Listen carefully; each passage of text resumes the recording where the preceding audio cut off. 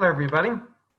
This is Kevin Moll. I'm the Executive Director of the RISE Association, and I'm pleased to welcome you today to our webinar. It's called Everything But the Kitchen Sink, Regulatory Review, ACA to COVID-19. So let's get to the little housekeeping stuff I have for you here. I want to make sure that everybody's aware that this is a member-only type of program. These webinars are provided for free as a member benefit. And our sponsor today is Centauri Health Systems, or Health Solutions, and this is part of a continuing series of webinars that we are producing for you. And today's event is being recorded. Once the event has been concluded, in the next day or so, you'll be receiving the email that will have a link so you can replay the webinar for your own review and refresh your memories about it and all. You'll have a chance to also access this webinar in our member portal. So inside the member portal, we have a library of webinars, and you can log in there, replay this webinar and other webinars we have recorded in the library. Another feature of the member benefits on this program. If you don't already have your portal log-on credentials, just give us a shout. We'll send you a link. You can update your membership and get your password and everything set up for that. Now we have everybody on mute, of course, and you can enter any questions you have. We'll dial that into the Q&A session at the end of the program. So go ahead and click on the Q&A box over here and send us your questions. We'll get that all queued up for you. And at the very end, stay tuned. At the very end, we like to have a customer experience feedback. So we'll have a little survey at the end to give you a chance to give us some feedback about your experience with this webinar.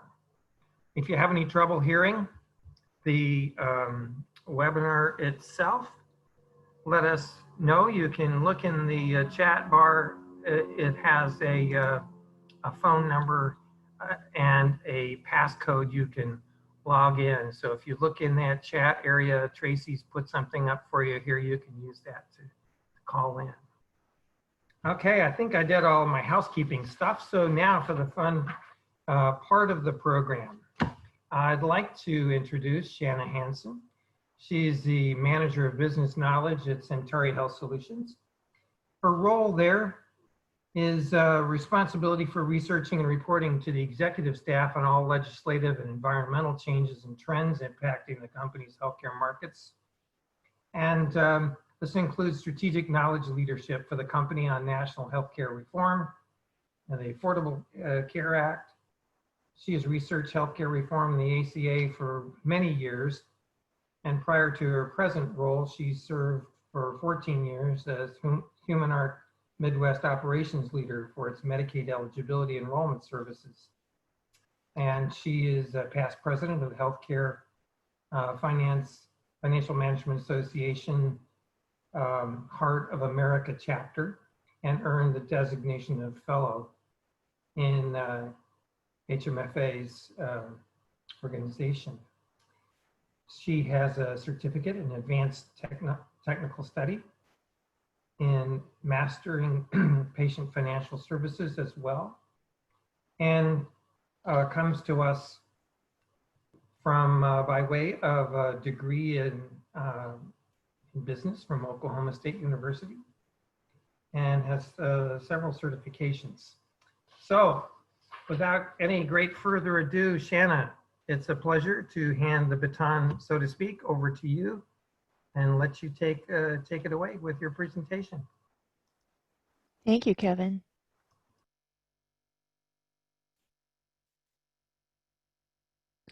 Okay, well, welcome everyone to Everything But the Kitchen Sink Regulatory Review, ACA to COVID-19.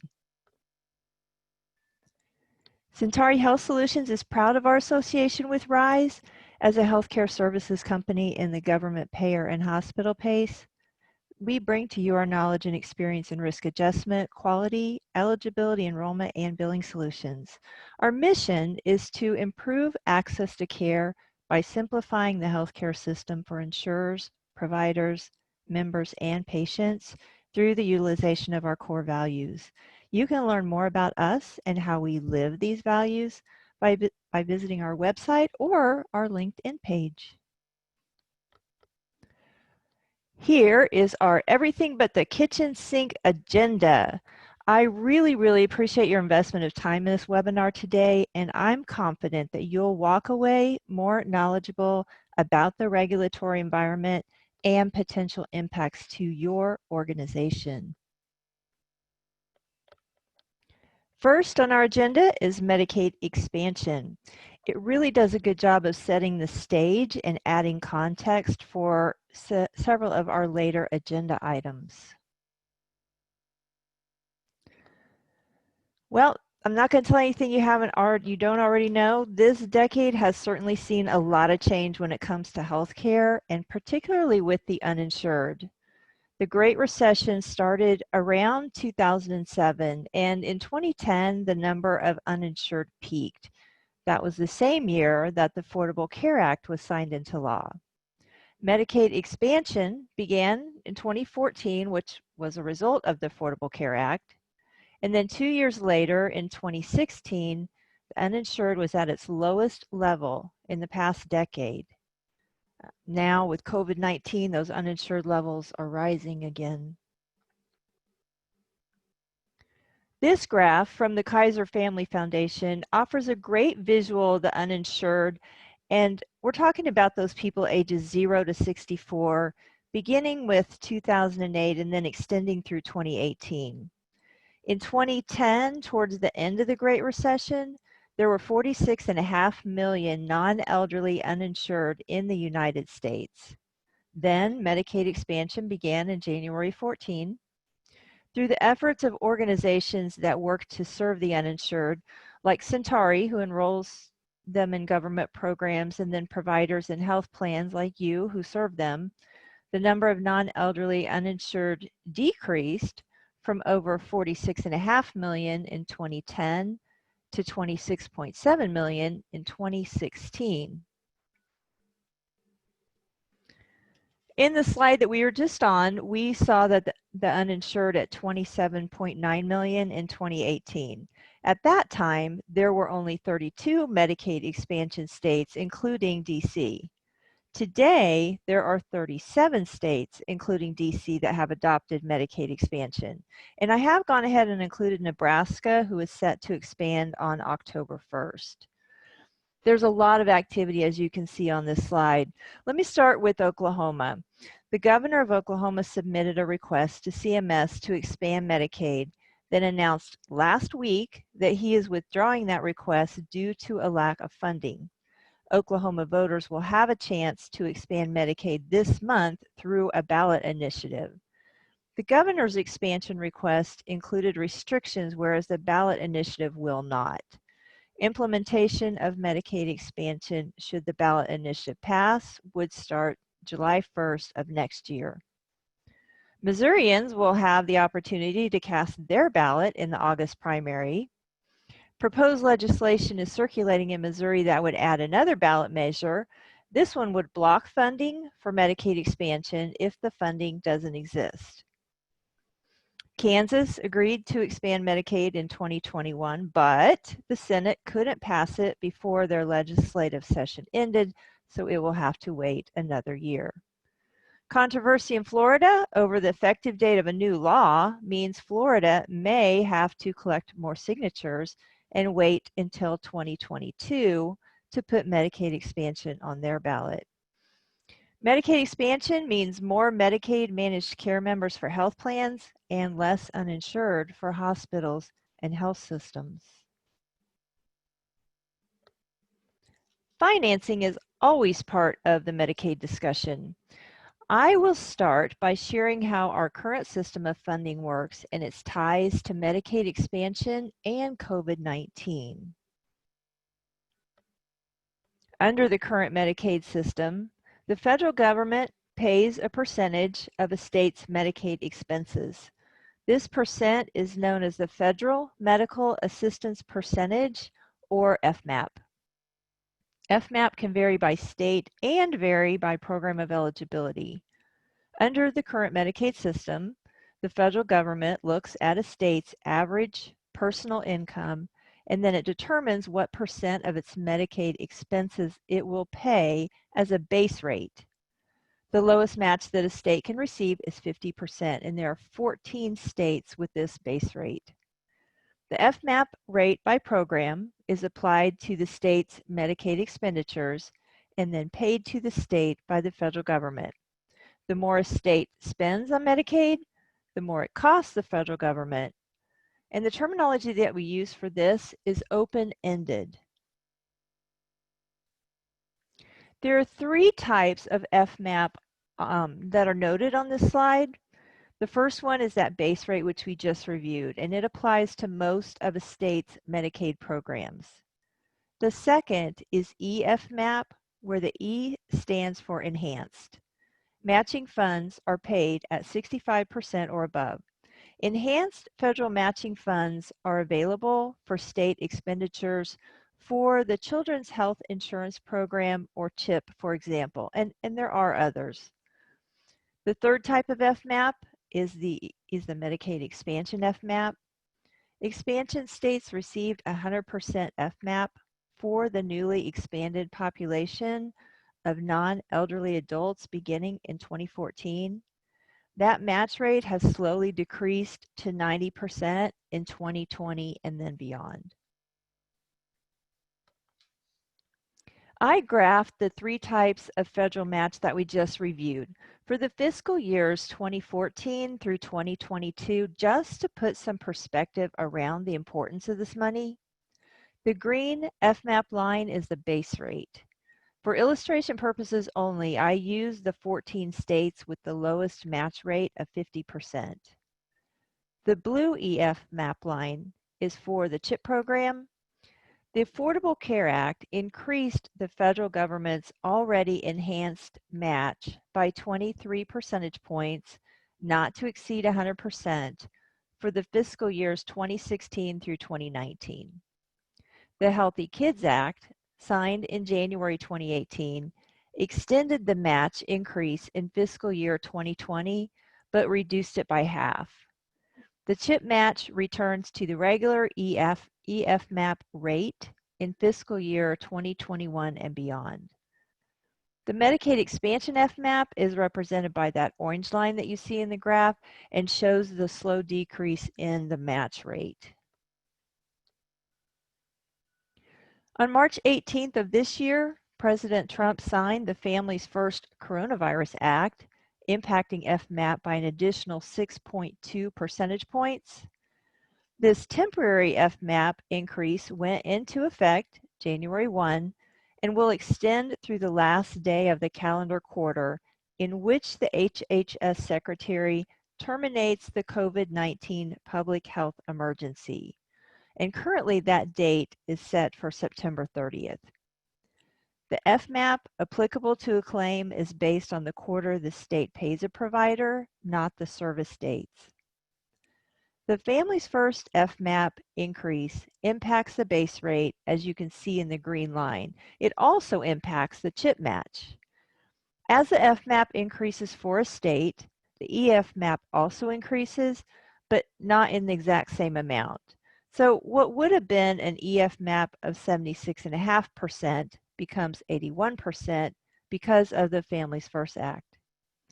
The graph paints an interesting picture. As you can see, 2016 was the best match rate overall, with state matching rates falling steadily from there. The fiscal year 2021 was destined to be a lot tighter year for state budgets, and that was before COVID-19. It's the perfect storm of having more Medicaid beneficiaries to pay for and no extra money to pay for them without additional legislation. We'll touch on this again later in the presentation. Between 2007 and 2009, approximately 5 million people lost employer-sponsored insurance. Former President Barack Obama signed the American Recovery and Reinvestment Act, also known as ARA, in February 2009 on the backside of what is now referred to as the Great Recession. ARA included a 6.2 percentage point FMAP increase beginning October 1st, 2008, and it got extended to June 30th, 2011. That's a total of 33 months. ARA extended, or it provided an additional FMAP increase in addition to the 6.2 for states based on their unemployment rates. Some states saw FMAP increases of close to 12 percentage points in total and for a couple of years. There were strings attached. States were required to adhere to strict maintenance of effort provisions. This meant they could not change the eligibility criteria for their Medicaid programs. It also meant that if budget cuts needed to be made, they were commonly done by reducing benefits, paying providers less, or even reducing payment to Medicaid managed care plans. Medicaid plays a unique counter-cyclical role during economic downturns.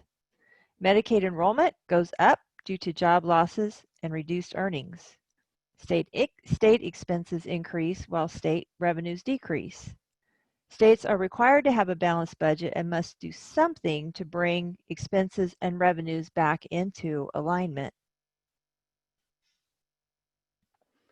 The looming crisis facing Medicaid programs is going to be the 2009 recession on steroids, said Matt Salo, head of the National Association of Medicaid Directors. It's going to hit hard and it's going to hit fast. Medicaid spending on average counted for 15.7% of state budgets in fiscal year 2009. 10 years later, that number increased to 19.7%. From 15.7 to 19.7 over a 10-year span. Really makes you wonder what 2020 will look like, and what about 2021?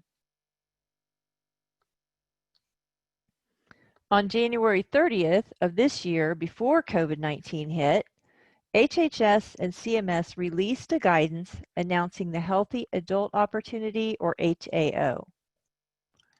HAO is a Section 1115A2 Medicaid demonstration opportunity for states.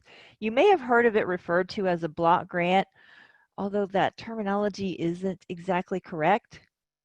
States would receive an overall funding limit that is negotiated with CMS using either an aggregate or per capita cap financing model.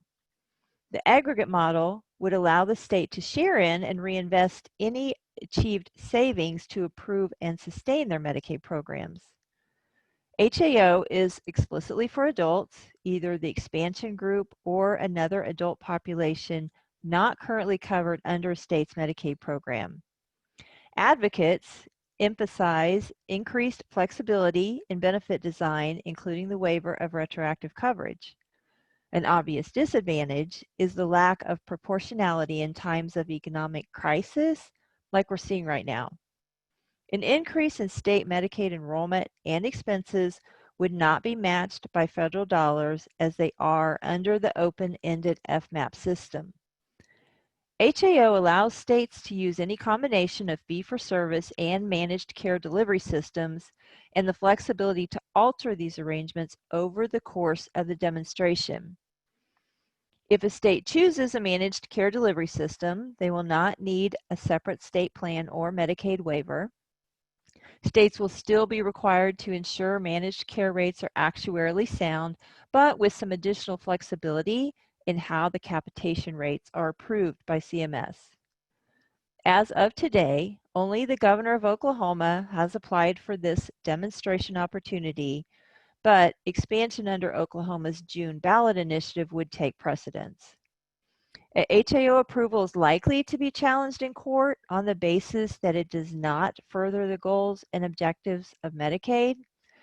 It would therefore be determined arbitrary and capricious. And if this sounds familiar, it may be due to the Medicaid work requirement court case decisions, which we'll get to those in a few more minutes. On November 18th, CMS published the Medicaid Fiscal Accountability Rule, also known as MFAR, as a proposed rule. Comments were due on January 17th. CMS's goal is to strengthen overall fiscal integrity of the Medicaid program. States actually have several ways that they finance their share of Medicaid under the FMAP system. Over the years, some of these state systems have had their integrity called into question. MFAR was proposed to mitigate risk. The proposals would have significant implications for the ways that states finance their Medicaid programs and pay for services. Less state money means less federal money, and that adds up to less overall money for Medicaid. Governors would have to seek broad tax increases, cut payments to hospitals and doctors, reduce benefits, restrict eligibility, or some combination of these measures. There are two things I want you to get out of the Medicaid work requirement review.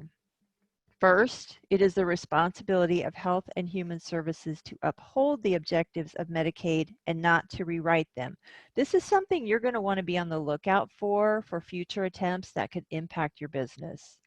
And second, it isn't just the work requirements that are of concern, but all the other waiver requests that states may include. It is the HHS Secretary's responsibility to determine if a state's 1115 Medicaid waiver promotes the objectives of the Medicaid program. These Medicaid objectives are at the center of the argument both for and against work requirements. Those opposed to Medicaid work requirements have focused their energy on the part of the objectives you see on the left side of your screen. HHS and CMS have been accused of promoting the part you see on the right as a standalone objective. Kentucky was the first state to get approved for Medicaid work requirements. Arkansas was the second state to get approved, but the first to implement. This slide gives you a high-level overview of the Kentucky Health and Arkansas Works waivers. From Centauri's perspective, work requirements aren't the real risk to beneficiaries, providers, and payers. You see, each state adds their own flavor to their 1115 application for work requirements. Frequently, that application includes waiver requests for additional items like retroactive eligibility, premiums, lockouts, and some other harmful items that I didn't list here. Let's say that someone is meeting the requirements or eligible for an exemption, but fails to report because maybe they don't know they need to, or any other number of administrative reasons. They could churn in and out of your health plan. In fact, the Kentucky Health Waiver estimated that approximately 95,000 Medicaid beneficiaries would lose coverage over a 5-year period. To date, there have been 4 Medicaid work requirement court cases that Judge Boasberg presided over. The court cases were all about Health and Human Services and their decision-making process. They were not about the legality of work requirements. The judge looks at the decision made by HHS to determine if that decision was arbitrary and capricious. Judge Boasberg ruled in favor of the plaintiffs in all 4 cases. At minimum, the Secretary failed to adequately analyze coverage. First, whether work requirements would cause recipients to lose coverage. Second, whether it would help promote coverage. The Secretary neglected both. The Secretary's approval is arbitrary and capricious. Health and Human Services chose to appeal Judge Boasberg's Arkansas and Kentucky rulings. The DC Circuit carried out its review in accordance with the de novo standard, and that's as if the case was being decided for the first time. It ruled against Health and Human Services on February 14th of this year. Michigan implemented Medicaid work requirements on January 1st of this year. Approximately 80,000 beneficiaries were slated to lose coverage at the end of March for not complying in January. Did you hear that? That's 1 month. 80,000 beneficiaries were slated to lose coverage for 1 month of noncompliance. Governor Whitmer asked for an expedited hearing before that happened. And on March 4th, the DC Circuit Court ruled against Michigan Medicaid work requirements. And on May 20th, they ruled against New Hampshire Medicaid work requirements. As of right now, no state has mandatory Medicaid work requirements implemented. Health and Human Services has not decided if it will appeal to the Supreme Court, and there's no guarantee that the Supreme Court would hear the case. If not, the DC Circuit Court decisions stand. States must have systems in place to ensure that they are receiving the correct federal match, particularly for the EFMAP and Medicaid expansion FMAP we reviewed earlier in the presentation. On June 20th, 2019, CMS released a guidance titled Oversight of State Medicaid Claiming and Program Integrity Expectations. CMS's June guidance reminds states of their obligation to ensure that beneficiaries continue to be eligible between regularly scheduled redeterminations. Furthermore, it shares the strategy of periodic data matching to identify beneficiaries who may have had a change in circumstance that affects their eligibility. States are required to redetermine eligibility for Medicaid beneficiaries on an annual basis. However, the guidance appears to encourage states to conduct periodic electronic data matches in search of changes between annual renewal periods. Upwards of 28 states are conducting these interim data matches, and some as frequently as monthly. The result is churn and an increase in the uninsured. Centauri works with thousands of these hospital patients and health plan members each year. This can be a huge pain point as the Medicaid population frequently experiences fluctuations that can make them ineligible 1 month, eligible the following month, and so on. Some states have adopted continuous 12-month eligibility for certain populations, regardless of any income fluctuations. Continuous 12-month eligibility has definitely seen an uptick with approval of COVID-19 disaster relief Medicaid state plan amendments. The Social Security Administration issued a proposed rule that could negatively impact enrollment of disabled health plan members or your capitation rate. The Social Security Administration issued a proposed rule on November 18, 2019, to revise their regulations regarding when and how often they conduct continuing disability reviews. Continuing disability reviews, or CDRs, are reviews of eligibility required for Social Security disability benefits to continue. Administrative controls, called CDR diaries, keep track of the review cycle for each case and the review category they are assigned. The proposed rules would do 4 things. First, they would add a new category to the 3 existing medical diary categories. Second, they would revise the criteria for assignment. Third, they would change the frequency for conducting reviews for claims with the medical diary category for permanent impairments.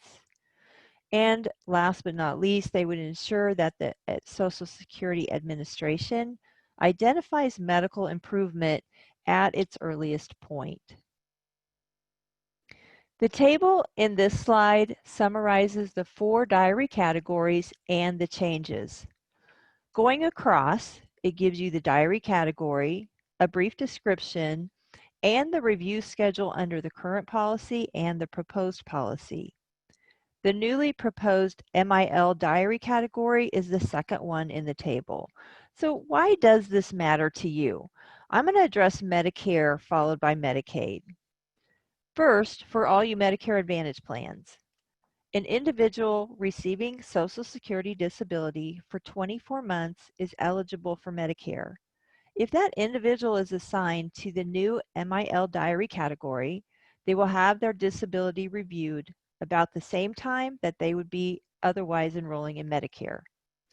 Loss of their Social Security disability would make them ineligible for Medicare. They would not be enrolled in your Medicare Advantage plan, or they could be enrolled for a very short time before just losing that coverage. Next, for your Medicaid managed care plans, the receipt of disability benefits under the Social Security Administration is an eligibility factor for disability Medicaid in many of the states. The loss of supplemental security income or Social Security disability could make them ineligible for Medicaid unless they qualified under a different Medicaid category. Either your health plan would lose a member, or you would keep them as a member and your capitation rate goes down. An estimated 1,764,000 disabled beneficiaries would be evaluated over a 10-year period at the 2-year mark under the new MIL diary category. Over that same time period, an estimated 219,000 additional beneficiaries would be evaluated between 6 and 18 months. A total of 1,116,000 additional beneficiaries would be evaluated, and earlier than they would have otherwise been. Your health plan will be impacted by some percentage of these beneficiaries. The final rule will be published in the Federal Register with an effective date and include any changes that are made after the evaluation of the public comments. The Affordable Care Act celebrates its 10th birthday this year, but is already sprouting lots of gray hair as it continues to be challenged in court. The Texas versus Azar, or constitutionality of the Affordable Care Act court case, revolves around these 3 questions. 1, do all parties have the right to be in court to represent their argument? 2, is the individual mandate constitutional? And 3, is the individual mandate severable from the rest of the Affordable Care Act, or does the law fall with it? What's at stake if the Affordable Care Act goes away? A lot, as you can clearly see on this slide. This has been my world for the last 10 plus years, and I'm sure it's been yours too. The Great Recession ended around 2010. The same year, the number of non-elderly uninsured peaked at that 46.5 million. We are now experiencing economic turmoil again, this time caused by COVID-19, but we have Medicaid expansion in 37 states, including DC, and the marketplaces to provide options for healthcare coverage that we didn't have in 2010. All of this is at risk if the Affordable Care Act goes away. And that is just the tip of the iceberg. This lawsuit has seen a lot of activity since Federal Judge Reed O'Connor first ruled the Affordable Care Act unconstitutional in December 2018. A 3-judge panel of the Fifth Circuit Court of Appeals decided a year later, in December 2019, that the Affordable Care Act's individual mandate that all non-accepted Americans must be insured or pay a tax was unconstitutional. However, the court declined to decide on whether the rest of the law should go down with the mandate. The Fifth Circuit Court of Appeals sent the case back to Judge O'Connor to decide what parts of the Affordable Care Act can stand without the mandate. In January, the Supreme Court declined to hear the lawsuit, but as you know, reconsidered, and on March 3rd said they would hear the case in the term that starts in October. It is one of the first cases accepted for that docket. Amicus briefs in support of the Affordable Care Act were due mid-March. Oral arguments could start in October with a decision in the spring or summer of 2021. Risk corridors are a part of the Affordable Care Act that recently received a Supreme Court ruling in favor of health plans. On April 27th, the Supreme Court issued its decision in the risk corridor case, Maine Community Health Options versus United States. The central questions were whether the government had an obligation under the Affordable Care Act to make payments to insurers, whether Congress could set aside those obligations retroactively and through the appropriation process, and whether the insurers could sue the federal government for damages. The court ruled that the government did have an obligation to make risk corridors payments, even in the absence of explicit appropriations language. This obligation was not repealed or otherwise set aside by appropriations writers, and the insurers could sue the government for damages under the Tucker Act. The Risk Corridor Program obligated the federal government to share in the excess losses and profits of individuals and small group health plans for the first 3 years of offerings in the new marketplaces. The results were $12.2 billion in excess losses over the 3-year span.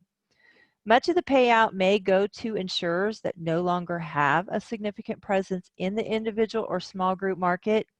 They could go to some state guarantee funds or to private investors that bought up the claims of insurers for a fraction of their value. Payouts could impact the medical loss ratios of qualified health plans still in the marketplace. If so, those enrolled in coverage in 2020 could see a rebate. Separate litigation is pending over unpaid cost-sharing reductions.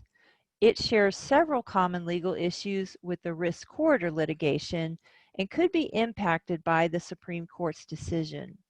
Oral arguments in the cost-sharing reduction case were heard in January. 2 transparency rules were released on November 15, 2019. The first was for hospitals and posted as a final rule. The second was for individual or group insurance issuers and posted as a proposed rule. Both involve disclosure and posting of elements not considered confidential or not routinely made available. Effective January 1st, 2021, hospitals are required to post standard charges in a machine-readable file and post their negotiated rates online for 300 shoppable services, 70 of which are pre-selected by CMS. The rule would require various pricing information, including gross charges, payer-specific rates, minimum and maximum negotiated charges, and the amount the hospital is willing to accept in cash from a patient. Hospital groups filed suit on December 4th, claiming the rule exceeds government authority and violates the First Amendment. A hearing was held May 7th, the first step in what's likely to be a very drawn-out legal fight. CMS appears to have added gasoline to that fire when they issued the May 11th Medicare Inpatient Prospective Payment System proposed rule. Hospital Medicare cost reports would be required to include the median health plan specific negotiated rates for inpatient services by MSDRG. The requirement would apply to rates from Medicare Advantage and other health plans for cost reporting periods ending January 1st, 2021 or later. CMS has solicited feedback on whether to use the disclosed health plan rates as the basis for the DRG weights. CMS, along with the Departments of Treasury and Labor, issued the Transparency and Coverage Proposed Rule for health plans on November 15th. We just talked about the pain that will be felt if the Affordable Care Act goes away, but this may be one place where you'll actually feel relief. The Transparency and Coverage Proposed Rule uses authority under the Affordable Care Act to require issuers of individual or group insurance coverage to disclose 7 elements of benefit information, and you can see them listed on this slide. These rules would generally apply 1 year after the effective date of the final rule. COVID-19 is on all our minds, but perhaps more so for providers and health plans. Alex Azar, the Health and Human Services Secretary, declared a nationwide public health emergency on January 31st, retroactive to January 27th. On March 11th, the World Health Organization declared a national pandemic. President Trump proclaimed a national emergency under the Robert T. Stafford Disaster Relief and Emergency Act on March 13th, retroactive to March 1st. The declarations of both the public health emergency and the national emergency allow for flexibilities not otherwise available, like 1135 waivers you've probably heard a lot about. Additionally, all 50 states have announced major disaster declarations for the first time in U.S. history. There is no time limit on the duration of a national emergency. The president has discretion as to when to declare and when to terminate it. In contrast, the declaration of a public health emergency is subject to a 90-day time limit, but it may be renewed for additional periods, also subject to the 90-day limit. On April 21st, Alex Azar extended the public health emergency effective April 26th. That extension takes us out to July 25th. It is difficult to predict what will happen after this, and also please keep in mind that public health emergencies can be targeted to particular parts of the country and not the country as a whole. These declarations matter because of the flexibilities that are associated with them. You need a big spoon to ladle up this waiver soup. If you're like me, it's been really challenging to keep track of all those emergency flexibilities and waivers that are available as a result of all these emergency declarations. So I have tried to simplify it for all of us. 1135 waivers have been the most visible. They apply to certain federal Medicare, Medicaid, CHIP, and HIPAA requirements. And the key word there is federal. 1135 waivers support healthcare providers, so it's mainly provider-based, and they can take the form of a blanket or individual waiver. A blanket waiver is just what it sounds like. It applies to everyone and also without a request. An individual 1135 waiver is applied for and must be approved. For the first time in history, all 50 states have an approved 1135 waiver, and several states, many states actually have more than one. A Medicaid disaster relief state plan amendment offers states the opportunity to apply for flexibilities with their Medicaid program. And a CHIP disaster relief state plan amendment offers states that have a separate CHIP plan the opportunity to apply for flexibilities with their CHIP program. A disaster relief Medicaid or CHIP state plan amendment must be approved by CMS and may have only one effective date. Provisions within the state plan amendment may have different implementation dates after that effective date. Emergency Section 1115 Medicaid demonstrations are used for experimental, pilot, or demonstration projects and must be approved by CMS. They can be new or they can modify an existing 1115 waiver. The normal public notice requirements can be waived if the state meets the criteria. Disaster-related demonstrations can be retroactive to the date that the public health emergency was called. Currently, only Washington has been approved for an 1115 waiver. There are quite a few of these pending, and CMS really seems to be hesitant to process them.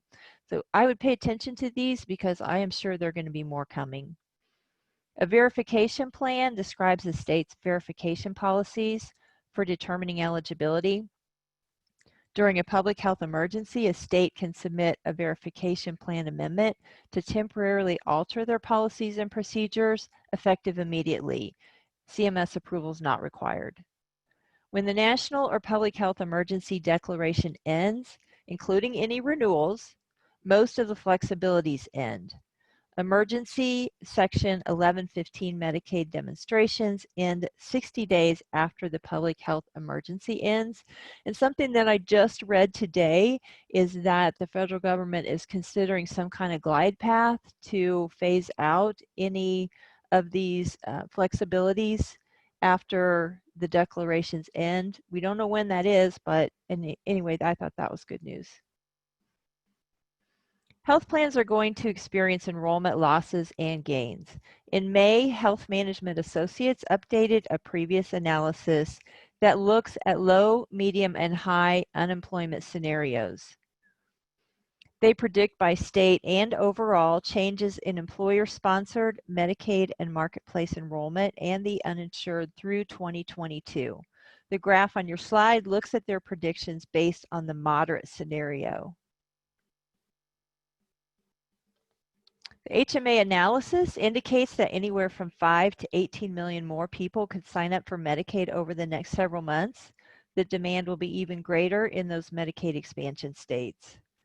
The National Association of Medicaid Directors and the National Governors Association have called for an additional FMAP increase of 5.8 percentage points, which when combined with the current 6.2 increase would total 12 percentage points.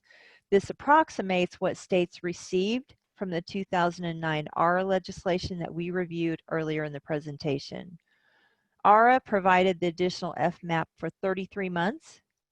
The Family's First FMAP increase is set to expire September 30th after only a few months. So again, stay tuned. We'll see what happens with that.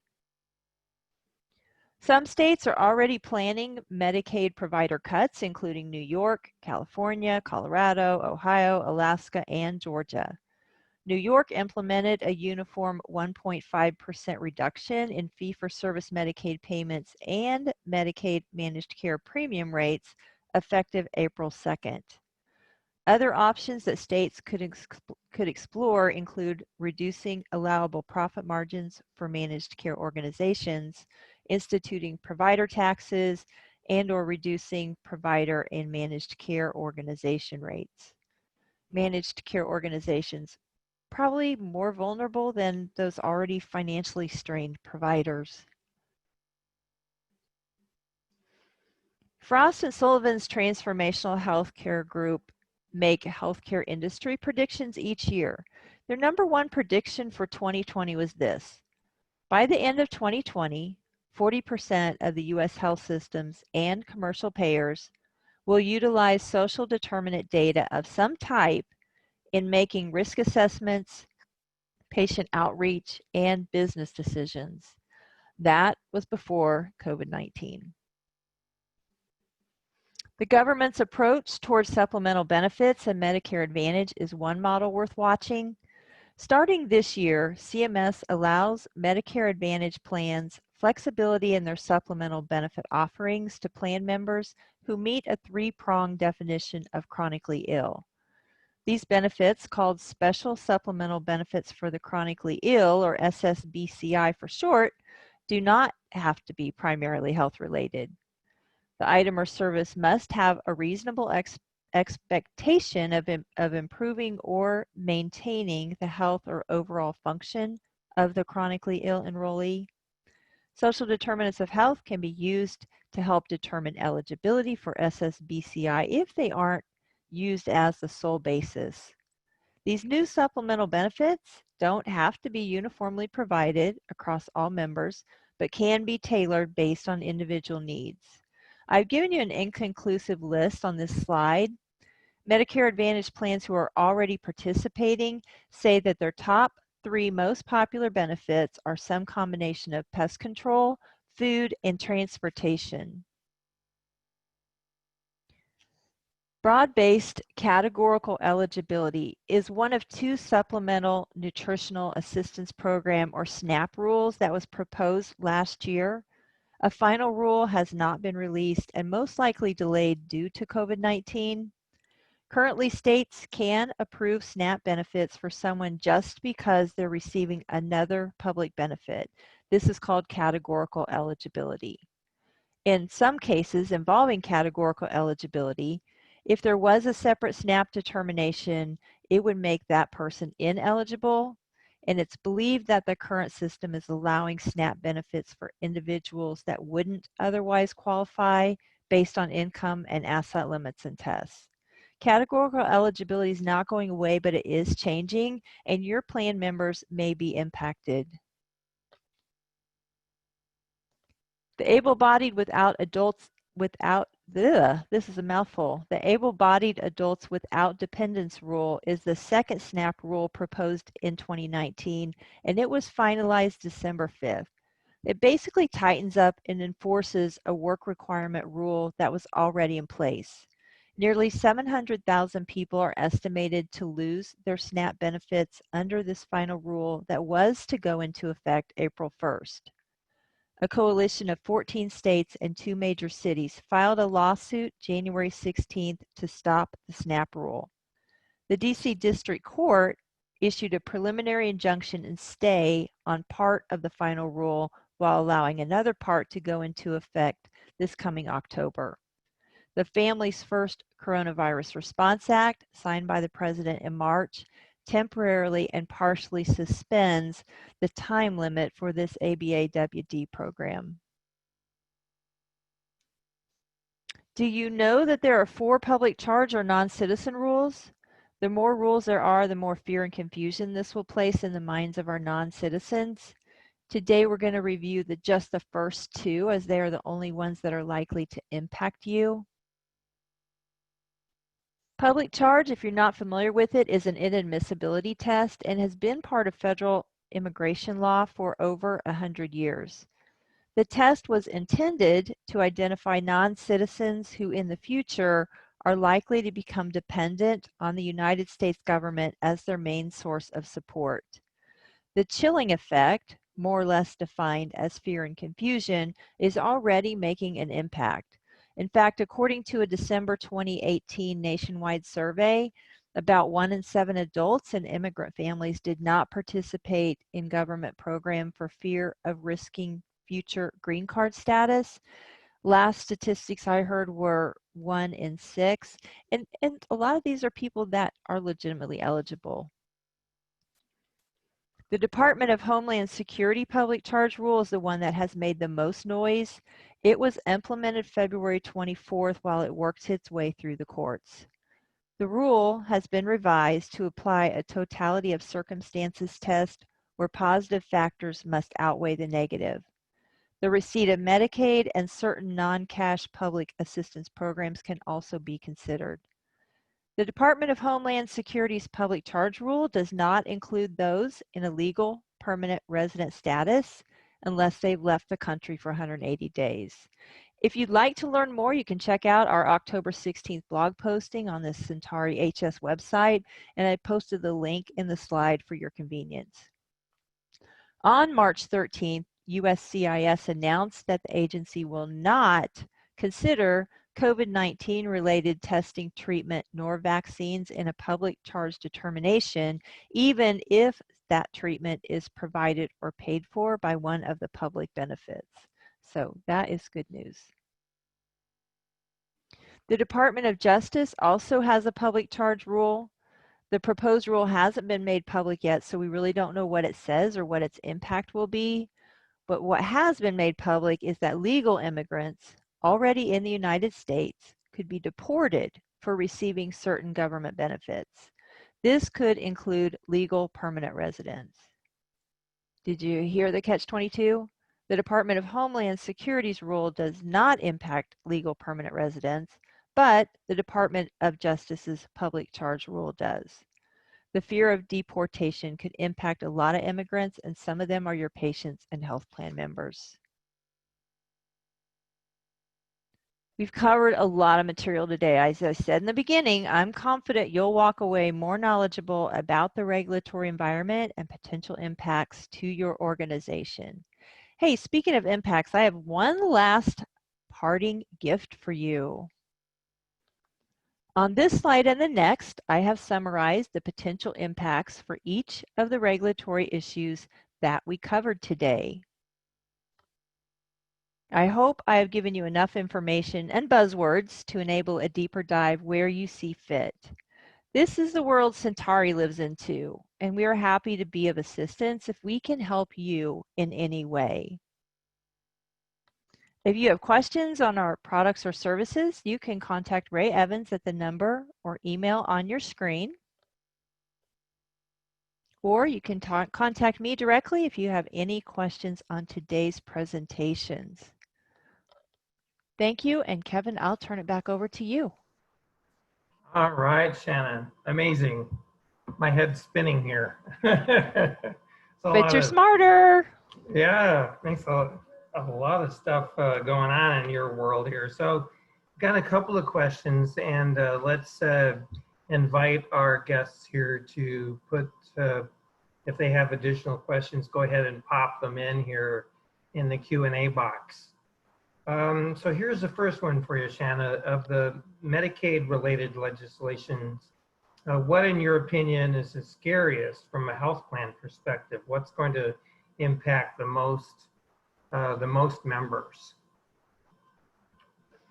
That is a full question. You know, I can honestly say without hesitation that it's the constitutionality of the Affordable Care Act, just because so many things hinge on that, and it's such a robust piece of legislation. And I mean, it includes Medicaid expansion. I mean, I have two kids that would otherwise be uninsured if coverage didn't go up to age 26. I mean, just so many things. Mm-hmm, mm-hmm. Yeah, that's pretty wide ranging, and it's affected millions of people. Another question here says, I heard you say that HAO is not really a block grant. What do you mean by that? Why is the HAO not a block grant? Wow, that's an excellent question. A block grant is a lump sum of money, just to keep it simple. It's a lump sum of money that the federal government would say, okay, here's a lump sum of money that you can use, and they set up a few rules around it, and then the states, but it offers the states a lot of flexibility, not as much money, and they can kind of use that lump sum as they see fit. I I've done some looking at the TANF program when it converted to block grant, and states use some of that TANF funding to fund other programs besides their TANF program. So a block grant fund could also do that if it was Medicaid. The difference with HAO is that it is the FMAP system that we reviewed in the presentation. It still uses the FMAP system, it just puts a cap on it. Mm-hmm. Mm-hmm. Okay. All right. This next one here is they're asking for help finding the emergency section 1115 Medicaid demonstrations. Where would they go to find out about that? Wow, that's a really good question. So there's only been one of these approved so far, and that was for Washington. And you can actually go to the Medicaid.gov website and look up the 1115 Medicaid demonstration waivers. But you're going to have to put like disaster, you're going to have to, on the filters on the right-hand side, you're going to want to put in disaster relief, and that will make those pop up, but it could also make others pop up. There's other places that are starting to track these. Like I said, there's only one so far, so there's not a lot of tracking to do. But the National Association for State, I think it's NASHP, NASHP is another one. Kaiser usually does a good job of tracking some of these. So those are a couple of recommendations. Mm-hmm. Mm-hmm. Okay, that's helpful. You mentioned under public charge, that sort of overall heading here when you went into the different agencies and so forth. What is the totality of circumstances test? Could you sort of clarify that a little bit? Absolutely, I'd be happy to. So the totality of circumstances test is a test that the federal government applies where they look at all of the circumstances of the immigrant or the non-citizen. Do they already have health insurance coverage? What is their income? What are their assets? And and that's where the Medicaid comes into play. They're going to actually go back and look at how much public benefits have they used, either food stamps or Medicaid, and so are they likely to become dependent on the federal government or not likely. And they're going to look at all of those circumstances, and they have like little measuring scale where they have these are positive, these are negative, and if the positive outweigh the negative, you pass, and if it's the opposite, then you're either not going to be allowed in or you could be deported depending on what rule it falls under. Yeah, yeah. Okay. The last one I have here for you, Shanna, is where can I find the links to the materials that you were presenting? You covered a lot of materials here. So are there websites to go to? Wow, there are a lot of websites, and I do have some of those logged. I know that that's not really a question I can answer here, but if somebody wanted to send me an email, then I would be happy to send me an email, but also put on there, you know, like, are there specific links The you're looking specific, for? yeah. Yeah, because I can't, I mean, just to send you for everything in the presentation would be overwhelming, but yeah, I'd be happy to Sure, help you in any way that I can. sure. Okay, great. Well, we'll be getting everybody the deck and the, you know, the recording of the event. So maybe they'll be able to sort of go back in and put their finger on specific things that they're looking for. So, Perfect, perfect. okay, well, that wraps up our Q&A session. Tracy's going to put up a little webinar experience survey here. There it is, right in front of my eyes. So if you would, please go ahead and give us your feedback. Just click on the boxes here. It's a pretty easy thing. And let's get your feelings about how this experience went.